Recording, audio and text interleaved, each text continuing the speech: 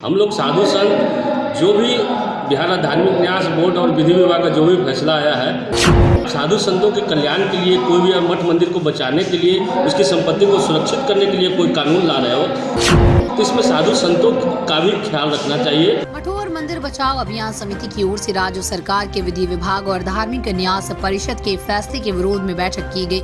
इस बैठक में महंतों ने मठ मंदिर की संपत्ति पर सरकार के हक रखने के फैसले का विरोध किया।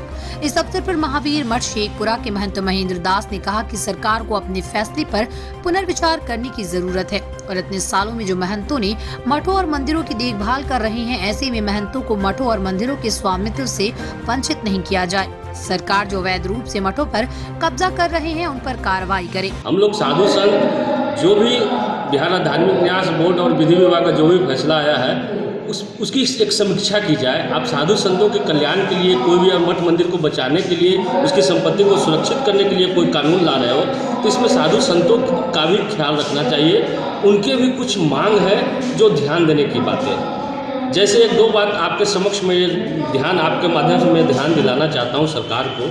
उन्होंने जो नियम बनाए हैं कि लोक संपत्ति घोषित की जाएगी, जो भी 29,000 एकड़ भूमि हिंदू राज्य धार्मिक न्यास बोर्ड की जो संपत्ति है, तो आखिर ऐसा हिंदू धर्म के साथ हिंदू मठ मंदिरों को क्यों लोक संपत्ति घोषित कर रही है? ईसाई है, क्रिश्चियन है, मुस्लिम है, उनके भी संपत्ति को सरकार लोक संपत्ति घोषित करे।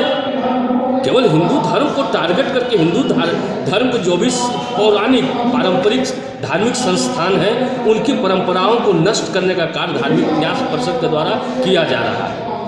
अब मैं एक धारा 32 की तरफ ध्यान आपको आकर्षित करा। उसमें स्पष्ट लिखा हुआ है कि जो परंपरा का महंत है, उसी परंपरा के साधु संतों को ही वहाँ के परंपरा के अनुसार महंत बनना चाहिए। और जो डेटी की संपत्ति तो डेटी की संपत्ति है। बहुत सारे ऐसे महंत हैं जो बेच रहे हैं, बेच दिए हैं, उन पर कार्रवाई करे सरकार। लेकिन जो पारंपरिक साधु संत हैं उनके लिए सरकार सोचे। आप बताओ ना, साधु संतों जो 83 साल से बाल ब्रह्मचारी विरक्त साधु संत मठ मंदिरों की सेवा कर रहे हैं, एक लेटर से आप उनको हटा दे रहे हैं। आप वो बुढ़ापे में वो साधु संत कहाँ जाएंगे? आप टैक्स ले रहे हो, लेकिन साधु संतों के लिए ट्रस्ट बोर्ड में बैठने की व्यवस्था नहीं है। वहाँ पे आप साधु संतों की रुकने की व्यवस्था हो, उनके भोजन पानी की व्यवस्था हो।